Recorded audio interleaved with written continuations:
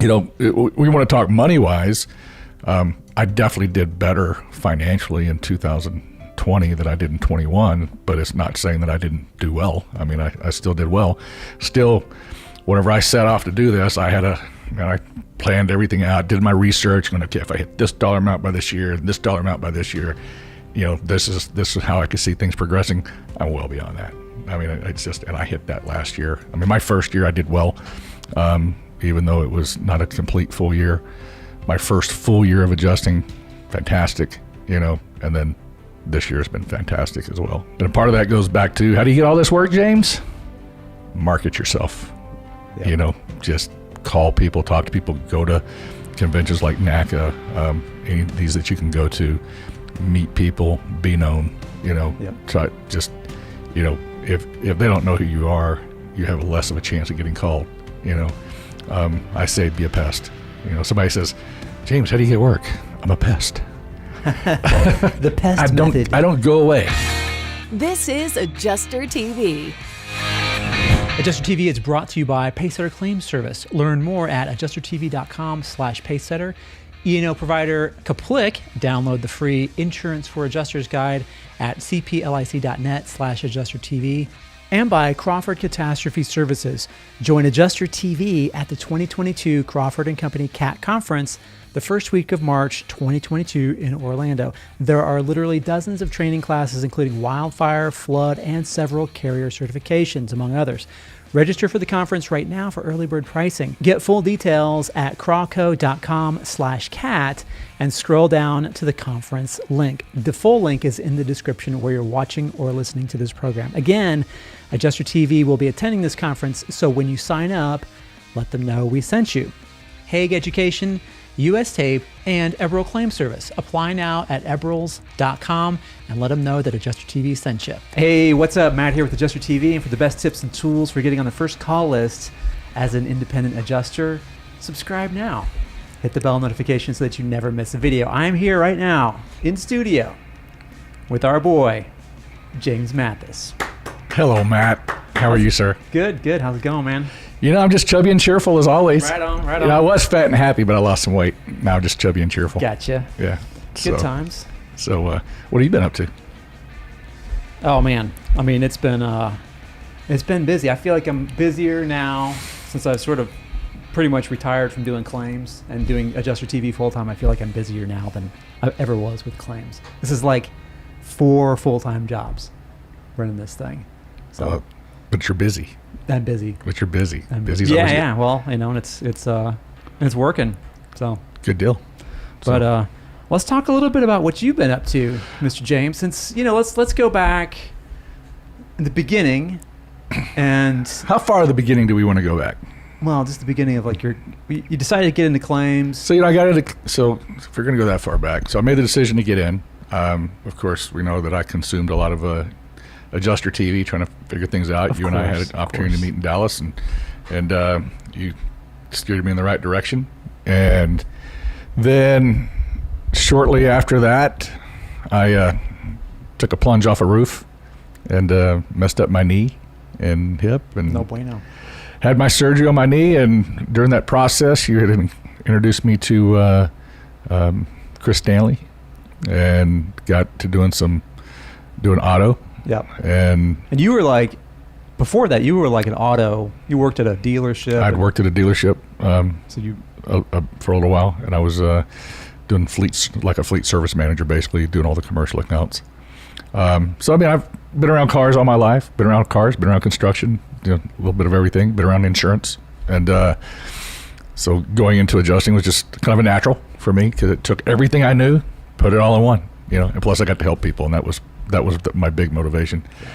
So then of course in Dallas Fort Worth is where I live, and it's a very difficult place to get started in this business because it's just saturated with adjusters. It's like the mecca of adjusting. All roads lead to Dallas Fort Worth somewhere or another if you're an adjuster. Lots of trading companies there, and lots of people live there, and it's just hard to get work. So I made some phone calls to some companies, and they all said, well, I said, hey, look, you've got to have some work somewhere. Where can I get work at? And few companies said, if you can go to West Texas, Midland, Odessa, we can get you work. So I packed up the RV, went out there, worked for a few months. And that was doing auto? That was doing auto and heavy equipment, semi-trucks, trailers, stuff like that. Worked out there for a few months and came back to Texas. What year was this? That was 19. Okay. That was 2019. The journey to become an adjuster started in 18, but 2019 was the year that I made the leap. So then I got back, was getting work. Things were going pretty good, and it's staying pretty busy. And then the next season comes along. We get through the winter, and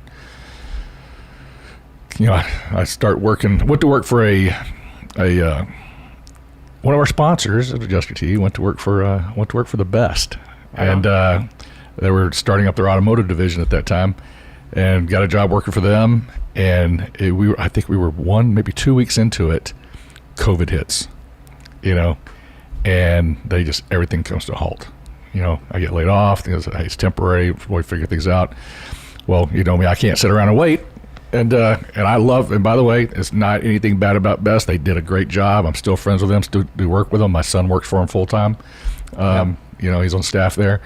It just circumstances, that happen. And so I had an opportunity to, hell season hits, which was COVID was probably the best thing for my career, because all the companies were not sending out their staff adjusters. They were keeping everybody in. Yeah. So they just took the independents who were expendable. They're not on the payroll. They don't have to worry about paying them if they get sick. I was busy. I was just flat busy. Hooked up with a national PDR company that, a lot of these national PDR companies, they have contracts directly with the carriers, where they go out, they scope the vehicle, they write the estimates. They're part of the claims process, right? And part of that process, they can also capture that business and repair the vehicles. Well, that's not my concern. My job was just to go out, scope the vehicles, write the estimates based on guidelines, and turn them in. And so, man, I was busy, and I went to. I forgot what I go on 9 deployments that year, on between auto and property. Finished up the year. My the last deployment I went on was, of course, Hurricane Laura.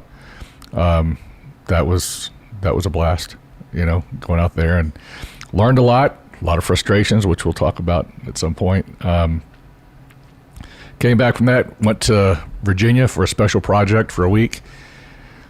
Got home from that, just sat around the house for the next few months being a trophy husband. And good looks and personality is all it takes to survive in this world. Right. And so quick question for you. Right. And you don't have to name who they are, right. But did you work for more than one firm through? I worked for multiple companies. And consecutively at the same time? So there were some times where, I was on one deployment where I was working a drive during the day, and then at night, on the evenings, I was out running some field claims for another company, picking those up, running, maybe 3 or 4 before it got dark.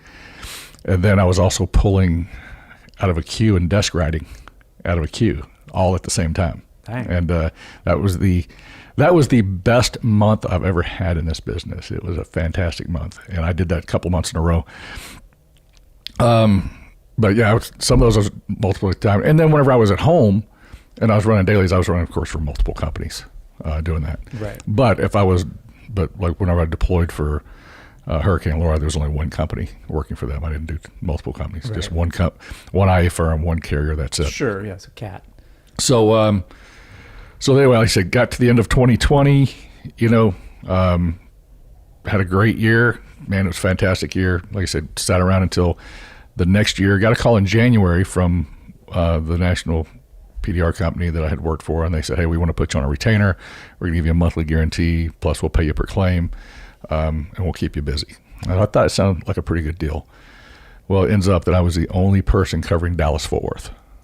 Large territory, lots of work. I mean, lots of driving, and it just was not working out for me. It just was not satisfying financially or professionally. Lots of stress involved. At one point, they had me with one of their partner carriers. I was actually working in a body shop processing the supplements, between the body shop and the carrier. And I was, it was that was just a mess in itself. And frustrated with that. Just and this is not going to work. Just the money wasn't there. Frustrated with everything. Get a call from a PDR shop that I had done work with, and people seemed pretty cool. Seemed pretty nice. Guy said he was looking for somebody to come in and help out with customer service and claims process. Since I knew the process, help them get a little bit better traction with the insurance carriers. And I told you this story. First day there, walk in, managers are walking me around, showing me everything, lights up a joint and says, "Here you go." I'm like, "No, I'm good, man. I'm good." And that was pretty much the culture of that place. Oh, wow. So I lasted all of 2 weeks. Is it legal in Texas? No. And these people, and most of the people there were from Colorado. Right. So anyway, that lasted 2 weeks. I just finally said, this is not going to work out. No matter how I try to candy coat it, it's just not a good environment. Right. That's the reason why they were having problems, because everybody was high all the time. I mean, hey, if you want to do it, that's up to you, man. But during business hours, you got to put a draw line somewhere. Seriously. So it's like cracking open a beer at 8 o'clock in the morning. So I thought, you know what, I'm done. With this, I went in. I just told them it's not going to work out. I called my wife, said, "Yeah, you're right. Today's the day I'm walking out of here." And I went in and talked to the owner of the place, and I'm walking to my car. And as I'm walking to my car, I get a text message going, "We're looking for somebody to go to New Mexico." Nuevo Mexico. Yeah, so I'm like, I'll do that. That's my Spanish for you. So it's not very good. Anyway, correct. Correcto. Want to work from home? I thought that might get your attention. I'll cut to the chase here and tell you that the IA firm Pacesetter Claims Service frequently has work from home opportunities for the field and also for desk work, which, let's be honest, really just means work at home in your PJs. Still want to work in the field though? Pacesetter's Evo platform is fully integrated with Hover. It is the best of the app-based claims handling systems out there right now. Technology is moving faster than ever, and Pacesetter is right there at the cutting edge. We put together a free guide to maximizing your productivity while working at home in your pajamas, along with a link to apply to this dynamic firm, and you can find both at adjustertv.com/Pacesetter. So they called me. I got this text message. I responded back to it. They called me up, and I hightailed it to New Mexico, and that was in July. And so that was a really interesting thing because I was out there primarily in the beginning writing for one carrier. And these are daily property. These are daily property claims, but they just had it was monsoon season and they had gotten so much work, they just needed help. Yeah. And so with all the daily claims, I went out there and I stayed in New Mexico from July until November. So like a deployment. Like a deployment. And so by the time, next thing you know, I'm working multiple IA firms, multiple carriers. Some carriers I'm working some IA firms I'm working multiple carriers, just busting out dailies, and I'm covering pretty much all of New Mexico. I'm covering everything from Albuquerque out to Gallup to, not even gone out to Clovis one time, which is basically Lubbock. Lubbock's a lot closer to Clovis. Going up to Red River and Angel Fire and Taos, and guys, if you've never been to New Mexico, it's beautiful. Yeah, it's beautiful. It's they call it the land of enchantment for a reason. The diversity of the landscape there is incredible, and you can be driving through the mountains and come around a curve, and you're looking at desert mountains, and you go around another curve, you're back in alpine mountains, and then you drive maybe 15 miles, and you're out in rolling desert and mesas everywhere. It's just incredibly beautiful. Well, the other thing was, I got there in July, and I was there in July, August, September, which are, in Texas, those are traditionally your hot months in Texas, your hottest months. That's also part of the monsoon season for the desert Southwest. Yeah. I think we hit 100 degrees 1 or 2 days that whole time I was there. And as long as the temperature was, once you get up like 96, 97 and above, hot is hot. Yeah. It doesn't matter. It's just hot. But 90, 95 degrees, I'm not even breaking a sweat. I'm working all day. It feels great to me. People out there going, dude, it's so hot and humid. I'm like, it's 31% humidity. I'm like going, I need to put on a sweater. What are you talking about? But anyway, I had a blast. I mean, just made friends out there. Started playing golf again. Hadn't played golf in 14 years. These guys I met taught me into playing golf. I've got a full set of golf clubs now, everything. Had fun, and as that was wrapping up, it was getting pretty slow, and I was making the decision to go home for Thanksgiving, and it's kind of wrapping things up a little bit, and I get a call asking me to go up to the Pacific Northwest, go up to Washington State, and of course I don't want to go up there, but me, I have a hard time saying no, because my philosophy is the more you say yes, the more opportunities you get to say yes, and the more often you say no, the less opportunities you get to say yes. Yeah. So I end up in Washington State. That is one of those things I'll definitely put down as another experience in my career. Okay. And I'll also go down one of those things that I just don't want to do again. I can understand why they have staffing issues up there. Yeah. It's just, and the thing is, it's beautiful. Washington is a beautiful state if the sun ever comes out. Yeah. I was there. You should go up there in the summertime. I was there 17 days. Saw the sun 3 times. Yeah. 3 times. It's dreary. And that's it. And so I was, after like my second week there, I was into my second week, almost at the end of it. I was like, I got to go. And so, and that again, I was running dailies, and it wasn't a typical CAT deployment. It was running dailies. Yeah. And that was something else that I learned this year, the different types of claims and deployments and how to get work. Kind of fell into a good rhythm with a good company that I've got a great relationship now that, it seems like we're going to continue working together for a while. So it's, but that's kind of what I did for the year. I mean, I can't complain about it at all. We want to talk money wise. I definitely did better financially in 2020 than I did in 21, but it's not saying that I didn't do well. I mean, I still did well.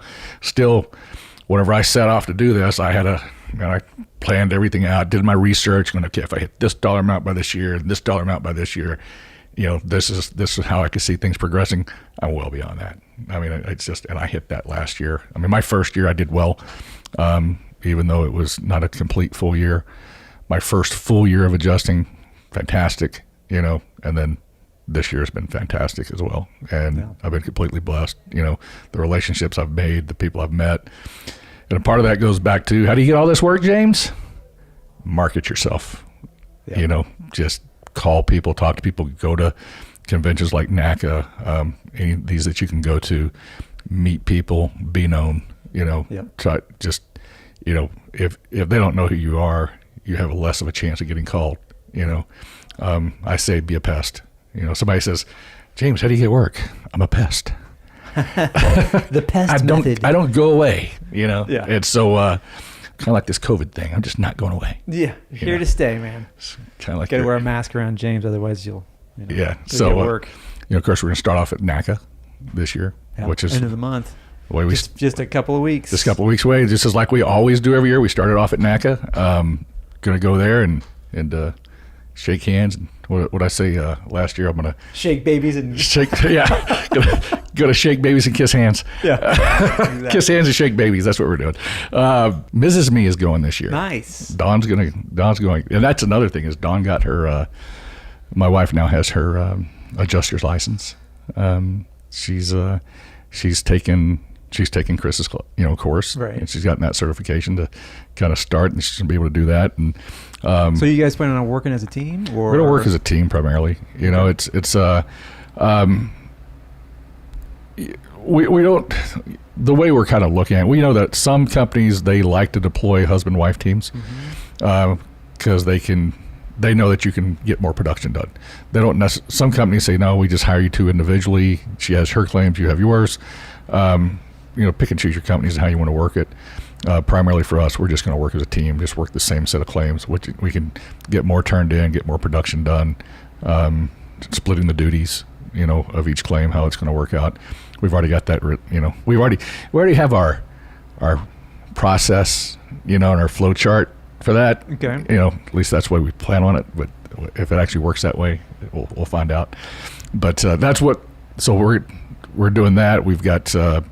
I'll be back in Texas working this year for the most part, and then taking deployments whenever I can. But really looking forward to NACA because that's just a fun thing to do every year.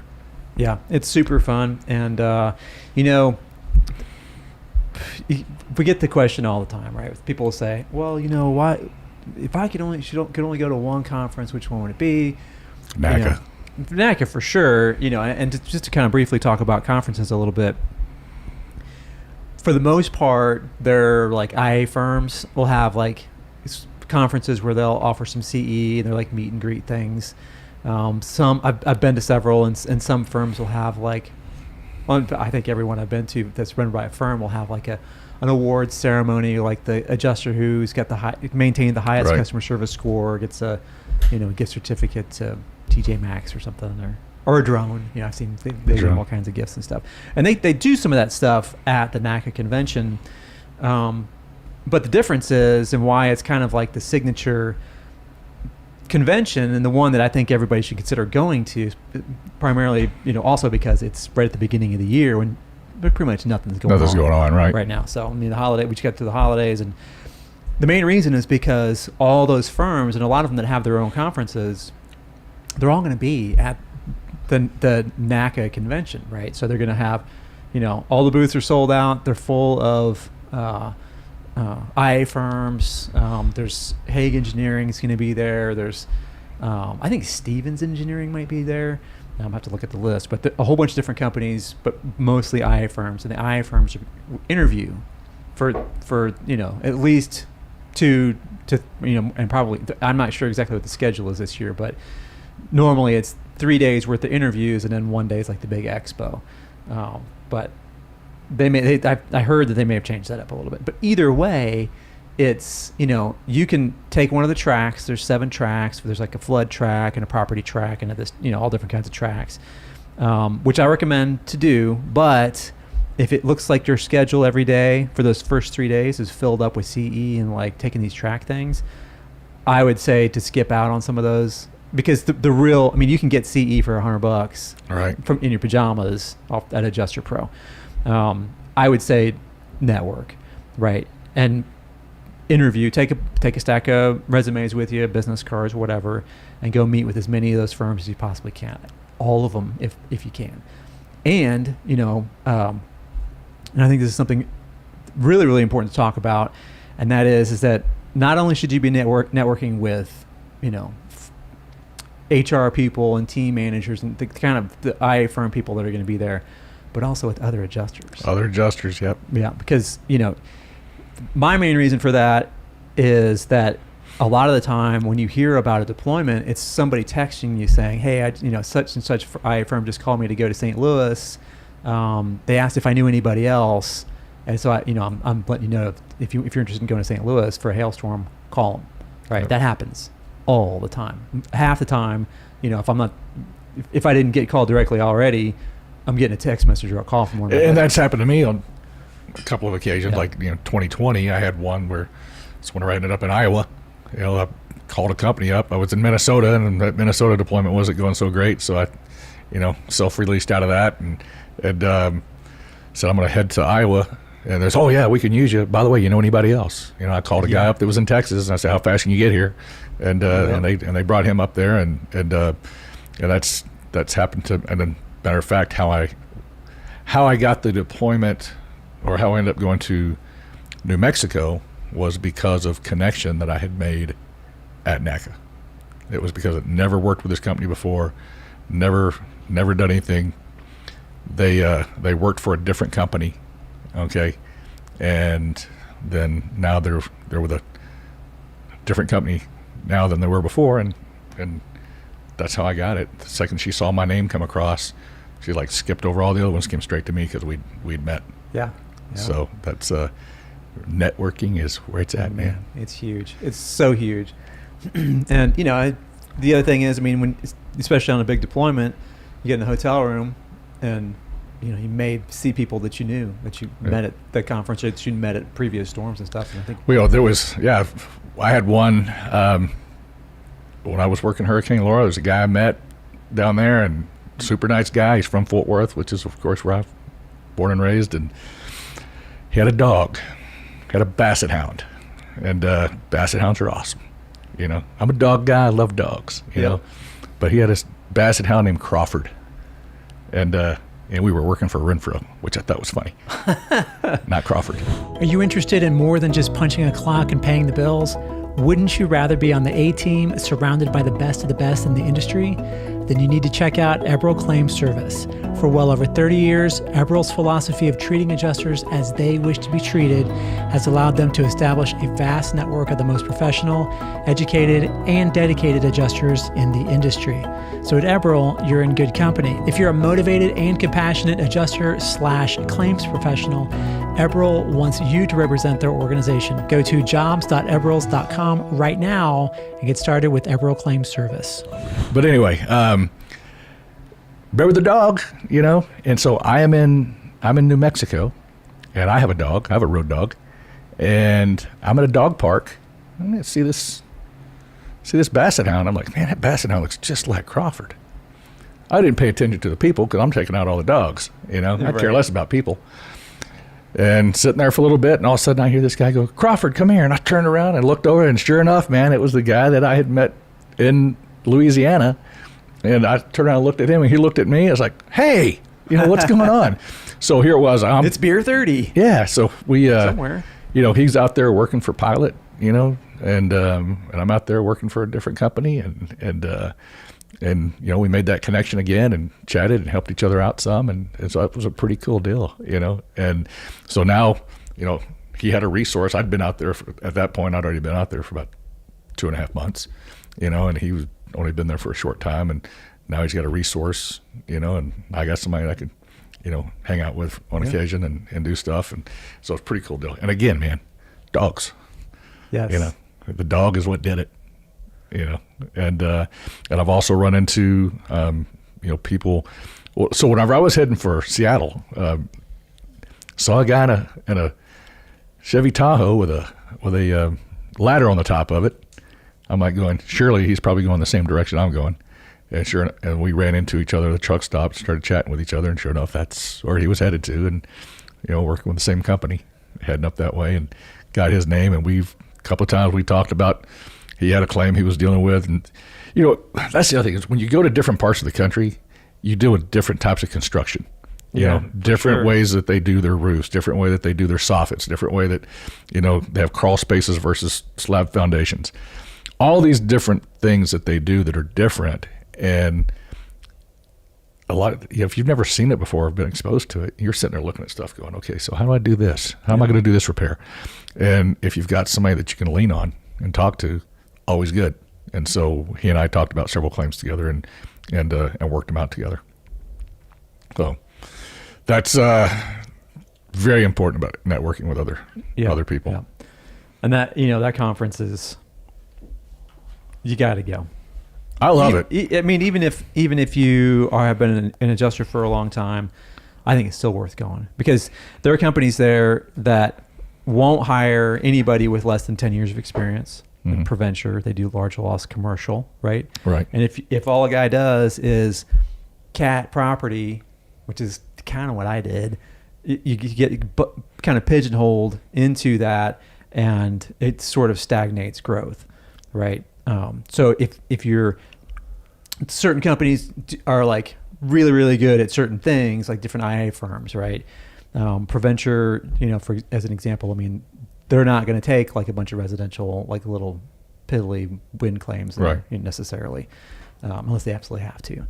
But they are going to, if you want to get large losses, big fee bills, that kind of thing that sort of takes your career to the next level, those firms are at that convention. CCMS and Associates is another one. I mean, those guys, Right. they do all kinds of different stuff, appraisal and like dispute resolution stuff, which you got to have some experience, I think, to do, or it really helps to have experience in that. They'll train, but there are a lot of opportunities out there for adjusters besides just cat property, right? And I think these daily deployments, if you were just getting started, like back in the beginning, do you think that you would be able to get a daily deployment like you just got off of, or do you need to do like some cat stuff first? So that's actually different scenarios dictate that. Part of it is what part of the country you're in. Where are you at? If you're in an area that's extremely underserved by adjusters, you have a higher chance of picking up daily work. Yeah. Okay. Eastern Washington. Yeah. Or Western Washington. Or Western. Yeah, either one. Montana. Yeah. Places like that, New Mexico. That out there, that market is a great market, but it is very cyclical out there. I mean, it when it's dead, but when it's hopping, it's hopping. Yeah. And but as far as getting started, I think your best bet as far as getting work, and I know some of these old timers are going to groan when I say this, if you can get on some of these scope only assignments or what they call task assignments, those are a great way to get your foot in the door with a company, and B, hone your scoping skills. Okay, you do have to sketch on these things, so you're doing everything except for actually writing the estimate, but that gets you in the process of, you do it exactly like any other claim except for the fact that you're just not writing the estimate. So you're learning a lot, you're getting your foot in the door, and then when they need help, you're already there. Okay, you're already working on it. You get a good shot that way. Yeah. That's how I got started. That's what I was originally doing, was virtual assistant scope onlys. That helped me a lot as far as getting work and getting exposed to different things. Could I have got right out of the chute and gotten daily work? I don't know if I could have or not. Okay. It was through the the scope only assignments that helped me out. And then, I didn't technically do my first full adjusting assignment until I went to Hurricane Laura. Everything else was just photo and scope. And then, after that, I did some small water loss stuff, still doing auto and equipment and all that. And then got the opportunity to jump into the dailies I was doing. And so do we want to talk about that? The different types? Yeah. So what I learned is there's basically three different types of work you have, and three different things that you can kind of concentrate on. One is being a cat adjuster, just chasing cat all the time. One is dailies, concentrating on doing dailies, staying in your market and just running dailies. Or that I found out this year, there's a completely different category, and that's deployed dailies. And that is whenever you go a market such as I ran into, and which I'm going to use New Mexico. Monsoon season hits, there's a huge spike in claims. They got to have some people out. It's not a deployment. It's not a catastrophe. It's just a large spike in claims. They got to have warm bodies. They got to have people to go out there and do this. But those type of claims, they want some people with some experience. There's some sort of competence that can go out there and do that. I don't think you're really going to get a shot at it with no experience, but if you've got at least a little bit of experience and you've done a cat and you've shown some competence, they'll give you a shot to go out and do those. But those are basically daily assignments. Those are not cat assignments. You don't have a help room. You're going out there and you're working. You're going to be working very closely with your field managers, rather than having everything's remote. Yeah. So you're pretty much on your own doing that. And then, of course, like I said, we had cats dailies and then cat or deployed dailies, which is what I did in Washington. Yeah. Those were all daily claims. I think I had two that were actually had cat codes on them and that paid a little bit more, but everything else was dailies, running dailies. So, and just, so people understand, we say deploy daily and you're like, well, it's monsoon season, they get a spike of claims. it's not just during like weather events, right? Right. And I've done several deployed daily event. I didn't know that was what it was called, but Right. The other thing it could happen at any time. My point is it could happen at literally any time. If the carrier loses some people and they don't have anybody to cover that territory, there's deployed dailies right there. And Right. you can work literally anywhere in the country for those. If they do a reorganization and they decide to fire everybody and they want to use all IAs, anytime, just Right. a drop of a. I mean, and those companies do it all the time. Like, Liberty Mutual was doing it. I was a staff adjuster at Liberty and had to, send out task assignments to IAs in the field. And then when I went back to being an IA, I was in that same territory that you just got out of, and it is a big pain in the ass territory. But they have trouble keeping people up there, and there's a lot of drive time. You got the ferries, you got the it's. Yep. It's just, you have to get around water. That's the whole Right. thing. Everything. It's just you got to plan everything. Islands. And it's like, well, you look on the map and it's like 2 miles away, but it takes you 45 miles to get there. It's right. And it. Or you got to sit on a boat. You kind of riding ferries, man. And that was an experience. Yeah. Got to see a whale though. Oh, really? Yeah. So there's people standing up on this deck on the front of the ferry, and I'm like, oh, what's going on up there? And I stepped out, and people had their cameras, and all of a sudden everybody goes, I'm like looking off to the right, and the people over here on the left, and goes, oh, and I looked over just in time to see it breach, go back in the water. That's cool. And then, sat there for a little bit, and a few seconds later, it just kind of came up and just rolled, you saw its fin just roll over, and I was like, that's pretty cool, I've sat in the cafeterias and a little booth or whatever and written up claims sitting on the ferry. And then there was one day I was actually driving and I was on the highway, and I looked over and there was a pod of orcas. I was Nice. like, yeah, that was cool. Yeah, I was like, well, chalk that up in my, things I've experienced and seen. That was pretty awesome. Yeah. Of all the things I got to see up there, that was probably my favorite thing to see, was that pod of orcas out there. Hey, listen, take your wife and go in the summertime for like a long weekend. Yeah, that's gonna be the only way I go. I would not go back up. Don't go up there and work. And again, the work is good work, and it's for me it was just a lot of driving and no sunshine, and I have to have sunshine, man. I realize there's some things in my life I can't live without. My wife, my dogs, and sunshine. I gotta have those. I gotta have those three things. So facing a lawsuit can be a terrifying and stressful experience, jeopardizing your years of hard work and success. If you don't have adequate insurance coverage as an adjuster, you're putting yourself at great financial risk. If you make your living from handling claims as an independent adjuster, then you must get errors and omissions and general liability insurance coverage. It doesn't matter if you're a 1099 or a W-2 or you work carrier direct, protect yourself with professional liability insurance from Kaplik.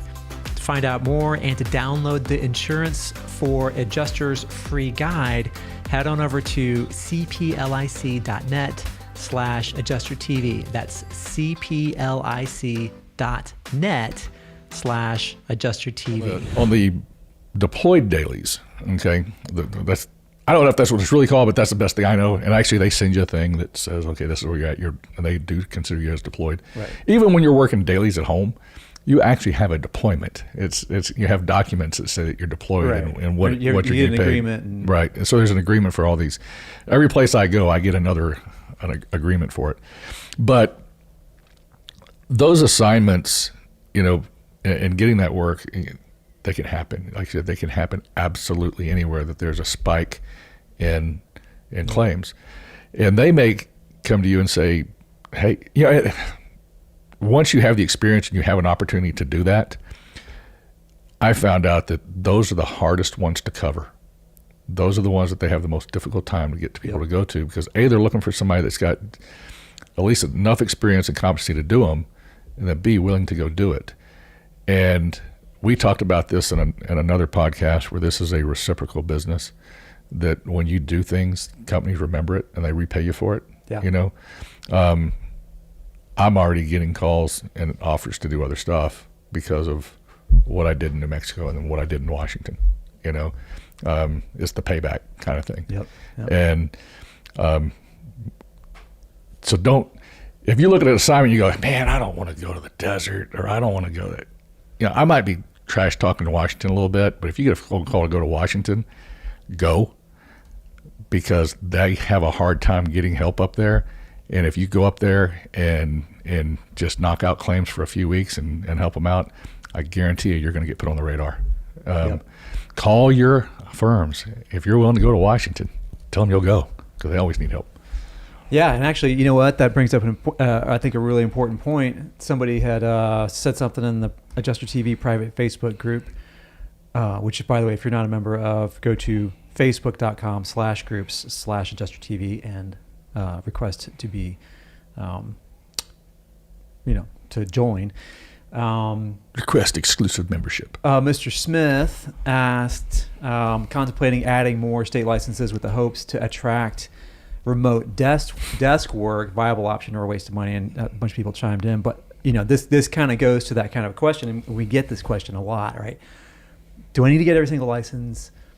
No, you don't. But Washington State has a license. I'm pretty sure Oregon's got a license.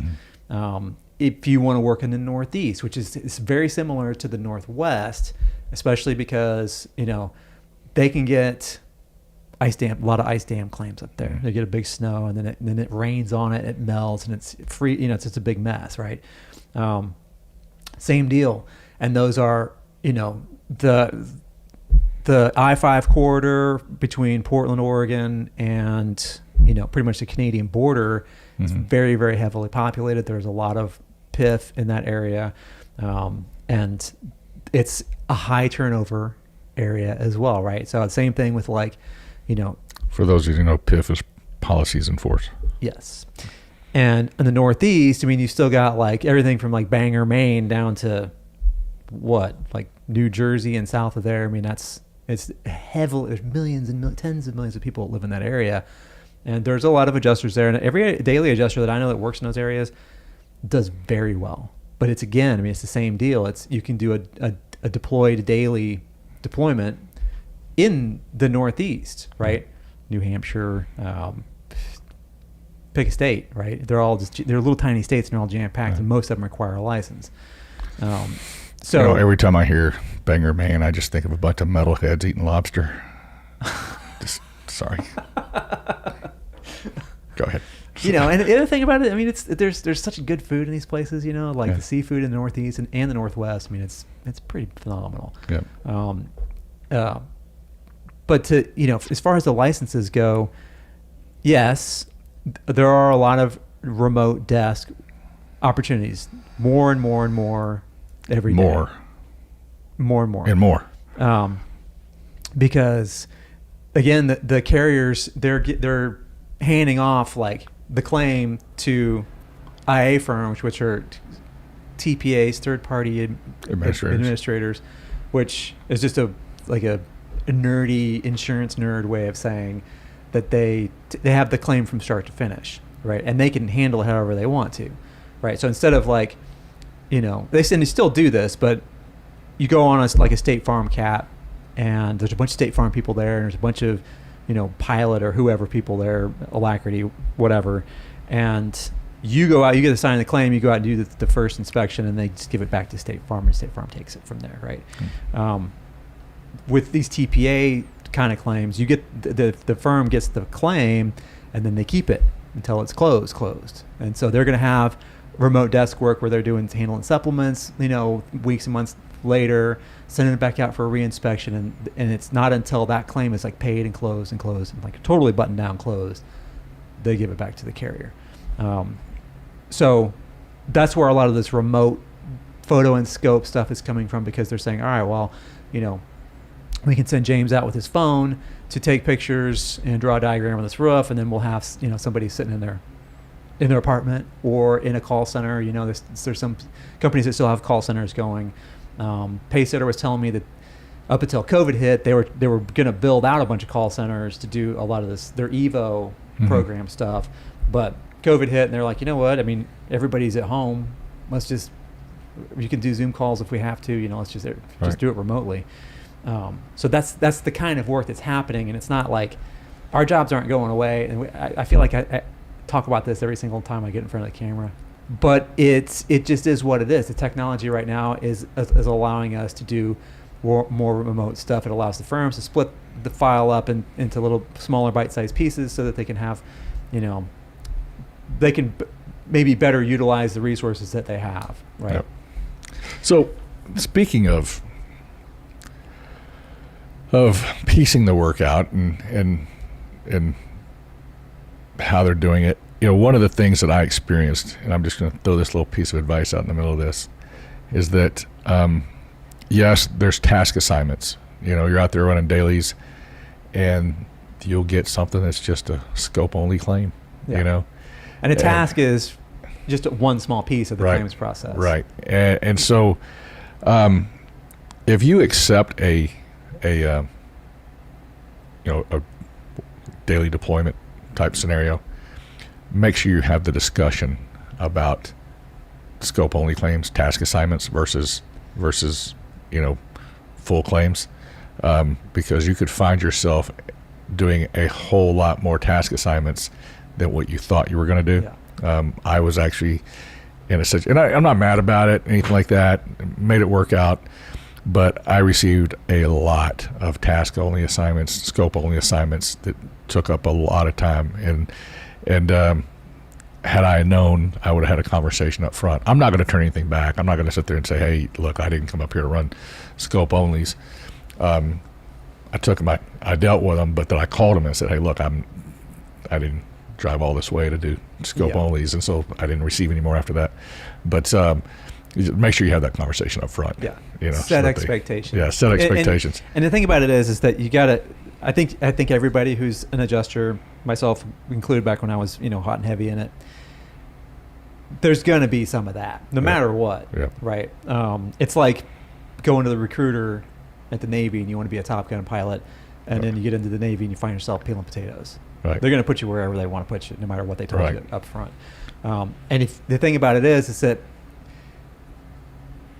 if you made it clear at the beginning, you're like, listen, I prefer to get these kind of claims or whatever, and you state what you want to do. Mm-hmm.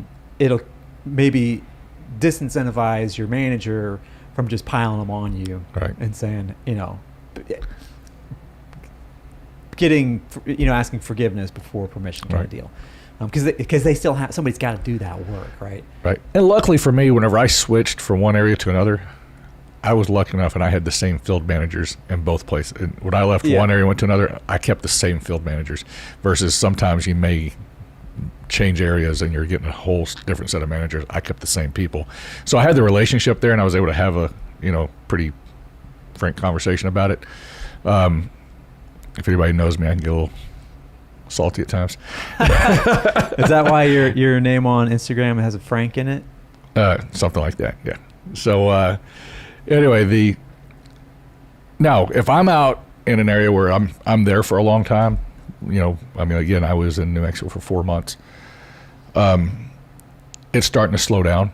Oh yeah, send me those task assignments all day long. I will do them. Yeah. I'm in an area that's easy to get to. It's I can I never have to drive more than an hour, anywhere, except for if I have to go way north, and then they know not to send them to me if they're way north. But I can sit there and knock those out, on the fly. It fills in work for me, and hey, I might have had 4 scheduled that day, but you know what? I've got like 3 scope onlys. Well, I can knock out 4 claims and those 3 scope onlys in the same day, or maybe 4 scope onlys, and had a heck of a day. I mean, I don't mind that, but it's when you're traveling a really long way, you're only going to be there for a couple of weeks, and don't ask me why I decided to go up to Washington. That was way too far to drive. I just did it. It was one of those things. Like, well, I'm slow here, not much going on. These days, there are a growing number of remote work opportunities for independent adjusters. With scoper writer programs popping up all over the place, you can do photo and scope in the field or you can just sit at home in your PJs and write the estimates on what the scoper got when they were out in the field. And it doesn't matter where you live, as long as you have the internet, you can write claims as a desk adjuster, but you can't get that sweet gig without being licensed. So if you live in Nebraska, which doesn't require an adjuster to be licensed, you still have to have a New York license to write claims somebody scoped in New York. Make sense? Of all the credentials you need as an adjuster, there really is none more important than your adjuster license, especially your first one. You're going to need it to do just about everything else, including some adjuster schools even require you to have one before they'll let you enroll. So you need Adjuster Pro. Adjuster Pro provides a comprehensive and easy to use way to get and maintain your adjuster licenses. Most importantly, Adjuster Pro was founded by independent adjusters, and the team at Adjuster Pro is dedicated to helping you thrive as an adjuster with resources for every licensing state, including dead simple CE packages. Adjuster Pro is the gold standard for adjuster licensing.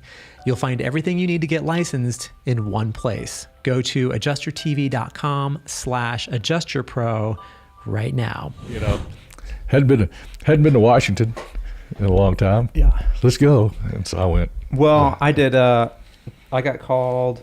I can't remember what year. It was about 10 years ago, I think. No, it wasn't quite that long ago because I was married when I went. But I got called to Southern California for mudslides, like which they get periodically out there. And by the way, I've never had a California license, but they had me under a blanket license or a temporary license. I never asked. I never said anything. And they gave me claims. Anyway, that turned into a deploy daily deployment. And my original area was, and I told them where I was going to be. I was like, I'm going to be staying in Glendora, which is, I don't know, if you there's no traffic at all, it might be 45 minutes to the beach, right. An hour to the beach, maybe. With traffic, it could be all day. But so I was like, from there to like Temecula, or like, down pushing towards San Diego. Right. And it's cool. And then I start getting claims. Started getting claims in Santa Barbara, which is a haul from there. I mean, it's especially rush hour. I got claims in Lompoc and Ventura, which I had one day where I did one claim driving all the way up there from Glendora, and it was a 9-hour one-way commute. I sat in traffic for 18 hours in one day to do one claim that didn't even pay very well, and it was T&E, and it was like, it was only so much of that I could handle. And so, I mean, those opportunities are out there. There's high turnover because, frankly, those deployments, they suck. I mean, Yep. they're not fun. But that's one of those deals where they're asking for forgiveness instead of permission. They just started giving me slab leaks, right, and condo claims, things that had nothing to do with. They were plumbing, and they were daily vandalism, that kind of stuff. It wasn't mudslide claims anymore. Yeah. So I think we stayed there for 3 months, and then we're like, So when I went to New Mexico, and I knew I was going to be there for a while. I liked it there. Matter of fact, we were even considering moving there at one point. I just called because I'm out there running dailies. I'm not on a deployment. I'm not exclusive.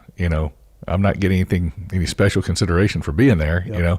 So I reached out to other IA firms because I knew I was in an area that was underserved, and IA firms I've never done work with before. Hey, I'm out here. I even I just threw it out on LinkedIn, Oh yeah, by the way, LinkedIn, make friends with many people as you can on LinkedIn, build your network up huge. I put out, hey, if you're looking for anybody in New Mexico to run claims, let me know. Based on that claim, 2 different IA firms called me, sent me claims, okay? Commercial claims even, which one of them was the juiciest claim.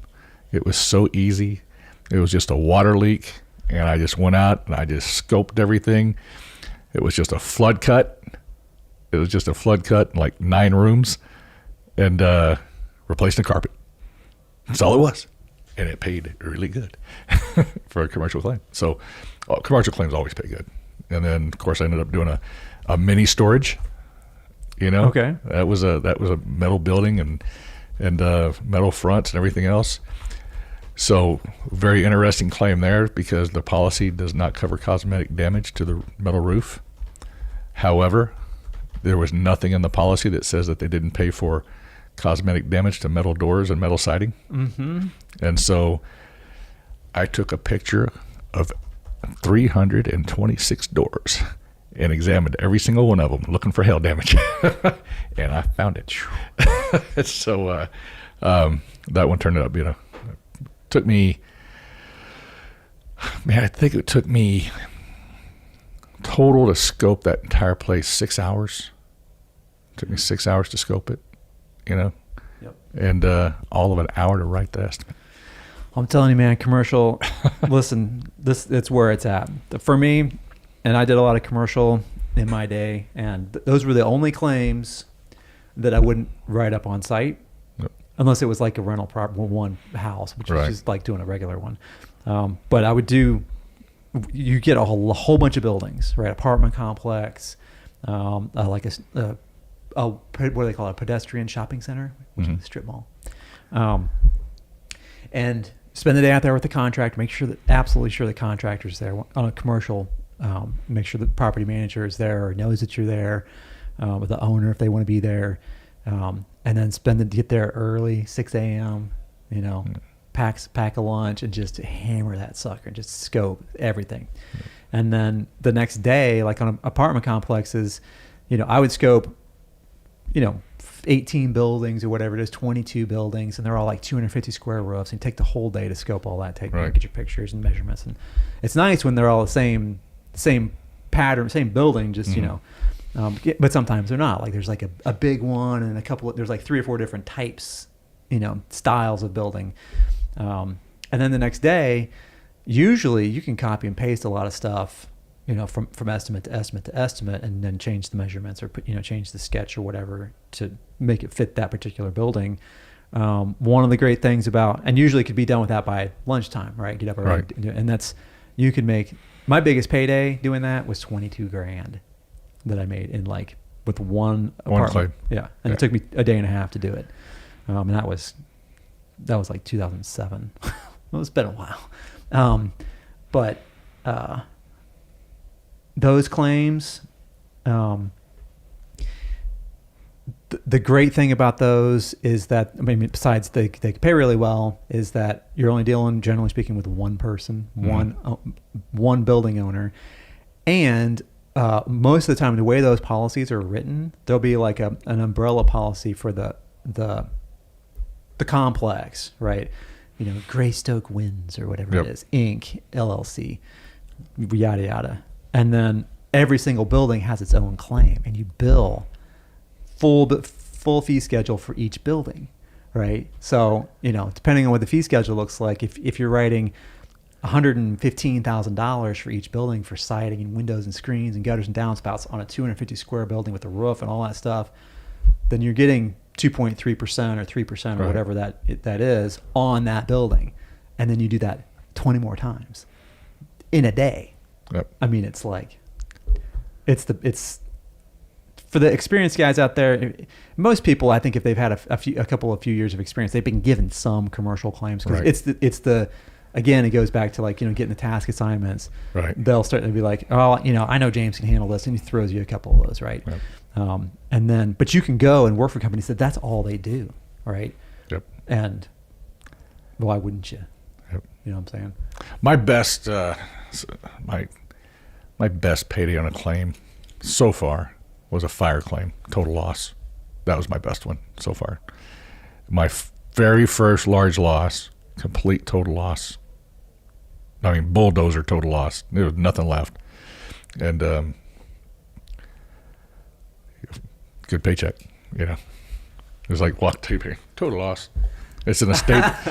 This was one of those where, so some states, it varies by state. If the home is a total loss, in other words, it's a bulldozer, it's got to be completely restructured, it's automatically policy limits. It's automatic. And so there's no sketching. There's no, Yeah. you Yeah. just all you're doing is you'll document that it's a total loss. You'll do the just order a roof sketch. That way at least you have the diagram of the house. Yeah. And then you'll just do a one-liner, and total loss, and get paid. Actually, my first total fire, total loss, big claim was, I was trying to figure it out, and I'm writing the claim. I'm finally getting to the point where I can write it. I had to meet with the owners to go over the features of the house, each room, help them kind of rebuild it for me while we're talking about it. I've spent a week on this thing. I'm finally sitting down. I'm writing this claim. I am about 3/4 of the way through rebuilding this house. Okay. I get a phone call from the carrier. Hey, James, I want to talk to you about this. So where are we at on this? I said, well, I'm finishing up the claim today. He goes, it's finishing up the estimate today. He goes, well, why are you writing an estimate? He goes, this is total loss. It's automatically policy limits in New Mexico. I'm like, well, I was told I had to do this. Oh, no, don't worry about it. Just stop rewriting and send it in. We'll get paid. Done, over with. I'm like, I'm turning it in as it is. He goes, just turn it in. We're good. And then my next one was that was the when I found out, all I got to take some photos. That's it. Different carrier though on that one. So the other thing about doing dailies is, Symbility is a player now. Yeah. And it's not just one big company uses Symbility. There's some other smaller companies using Symbility. And you've got to learn it, man. And there's it's lacking in some areas, but in some areas it is the greatest thing. It's on your average roof claim, water claims, wall, ceiling, stuff like that, dude, it's fast. It's really fast. Yeah. I've never used it. Literally start to finish, on a simple claim. From the time I walk in, take my photos, label them, do it, turn it in, write my GLR and send it up. We're literally talking 45 minutes. You can finish it in. And the only reason why you're at the property for an hour is because the property, you want to give them a little bit of customer service. You want to just walk in, out the door, and so you just talk to them, explain the process, and answer their questions.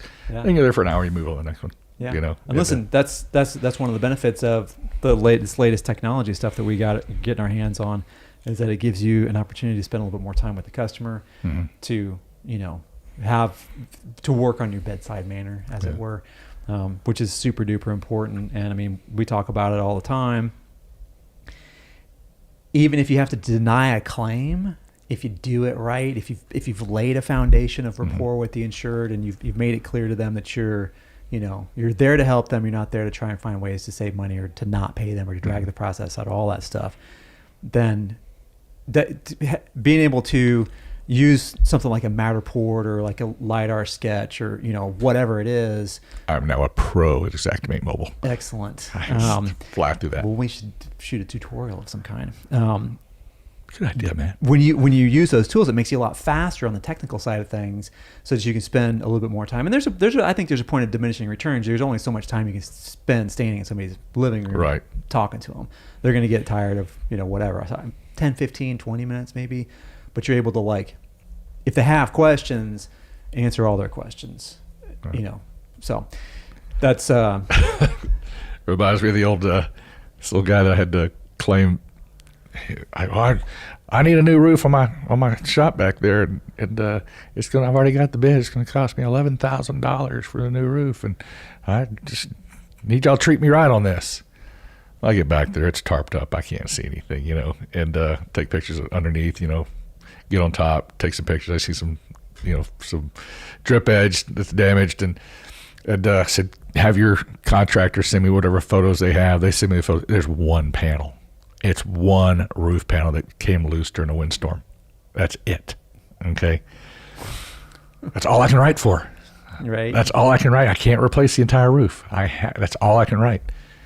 And I get off the roof, and I'm trying to just kind of prep the guy a little bit, and tell him, I said, okay, certain guidelines we have to do, and this is right now all I can see, and I said, just got to get the, photos from your contractor, and then I'll get back with you and let you know. All right, well, come on inside. Let me give you the estimate they gave us. Okay, I'll come inside. Have a seat. Wife's got like coconut cookies or whatever it was, and Right. coffee. Have a seat. I'm like, no, I'm not going to sit down because I don't want to enjoy your hospitality, and you cuss me later when you find out you gave me cookies and you're not getting paid for a roof. I didn't say that, but that's what's I know. I'm fine. I drive all day. I just stand up, and sure enough, I write it for one roof panel because that's all I got the picture for. Turn it in, and he gets a copy of the estimate before I got the approval to settle it. Oh. Okay, and so I was literally reading my email, putting my stuff, getting it pulled up my computer to call him. I just want to tell you that I understand why you're an independent adjuster, because if you write estimates like this all the time, no wonder you can't keep a job and nobody will hire you. What do you mean? What do you mean? This is all you're going to pay me? I need an entire roof. My roofer says I need an entire roof. I said, your roofer needs to feed their kids. I didn't say that, but Right. I was like, sir, this is the only damage you had was one panel, and he goes, I need an entire roof. I said, sir, let me ask you a question. I said, if you hit your garbage can with the right fender of your car, I said, you going to replace the left one? That didn't make any sense. He hung up on me. That's a great story, James. So I had this one. Yeah. This was years and years ago. And I think I was working in, I want to say I was working in North Kansas City, like Gladstone area, maybe Liberty, Missouri. Anyway, so the property was a rental property that they were going to sell, right? So they had let the renters go and everything, and they had a hail claim because they had hail damage on the outside of the house. But I was standing on the front yard with a guy, looked at the whole roof and everything, and when I was up on the roof, actually, I looked into the backyard. I couldn't get into the backyard. He's like, there's no reason to go in the backyard. And I turned around. From the roof, I looked in the backyard, and it was overgrown with trees where the grass should have been. Like the little sapling trees. Right. And they were all like 6-8 feet high. It was like a jungle back there. So it was like and it was some big trees over the property, but they had like a chain link fence, right, that surrounded the backyard, and their backyard was full of these saplings. Right. Like there was no place where there wasn't. They were growing up through the deck, and then the neighbors on either side had grass. So it was this bizarre, anyways, I'm sure there was critters and everything else living in there. But I got down and said, yeah, looks like you got some damage to the roof and everything. Was there damage to the inside? He's like, oh yeah, come on inside. And he's like, don't mind the mess. Go inside, and their tenants that they had apparently were like, I don't know, they didn't take care of the place. I'll just put it that way. So the walls had it looked like they didn't have any furniture in there, because there was like places on the walls about like, I don't know, chest high, where it looked like people were leaning up against the walls the whole time, just hanging out drinking Right. or whatever. The carpet was the most disgusting carpet I've ever seen in my life. It was stained, stank. There was food particles and big spill marks, and like places where it looks like somebody knocked over their 44-ounce Big Gulp and then knocked over the ashtray into what they just spilled onto the floor and then just left it, right? And he's like, he walked me back to the back bedroom, a couple of back bedrooms, go down the hall, and it's just filthy, dirty, and they were just trying to clean it out. And go back there, and he's like, here's the water stains on the ceiling, and took some pictures of those, got the measurements and everything, and went back out. And as I was going to get into my car, it was summertime, of course, and I like put my leg up to get into my truck, and I noticed a little like red spot on my ankle, because I wore like those little no-show socks with Right. like hiking shoes. And I was like, what is that? And it disappeared. I was like, was that a flea? And I pulled my pant leg up, I looked at my pant leg, and there's little red spots all over my pants. And it was all fleas. And so I like backed out of my truck as fast as I could so I wouldn't get fleas in the car. Right. And was standing out there like... At that point, it's too late. Right. So I'm like sweeping my pant legs off and like shaking them out and getting them off my legs and everything. and got satisfied that I got all the fleas out of there. Wrote the estimate up. It was really easy to write up, and jumped back out and went to the front door, knocked on the door, and then I kind of backed out to the driveway, and like it was sunny out, and the sun was like behind him, like kind of up there, and he was here, and so he was like kind of backlit a little bit, and I was trying to get away from the house, and because I didn't want to get more fleas, Right. and so I'm starting to go over the estimate and everything with him, and I look up and I see like these little things flying at me, jumping off of him. And I was like, God. He's like, what? And I was like, can't you see these fleas? And they were like pinging everywhere. And I was like, there's fleas everywhere, dude. And you looked down at his shirt, and they were all over his shirt. And they were like, you run your, like, Right. brush your hand, they shoot away. And it's like they disappear because they hop so fast. It was the grossest thing. Oh, man. Fleas. Please. Fleas. Did you have a beard then? No, I don't think I could grow a beard then. Oh, okay. I barely can grow one now. I mean, let's be honest. So, that's bad, man. My favorite stories are the gross ones, usually. Yeah, that's all I got. Right on. All right. Well, let's wrap this sucker up. You got So, yeah, I've been in this, this colder climate for me now for a few weeks. And I finally figured out whenever I come home, the best place to sit Where's that? in the corner. Why is that? It's 90 degrees. I get it. That's an acute joke. Oh, That's a cute joke. the joke that keeps on giving. Acute, get it? Acute angles? Yes. Okay, I'll quit explaining that one.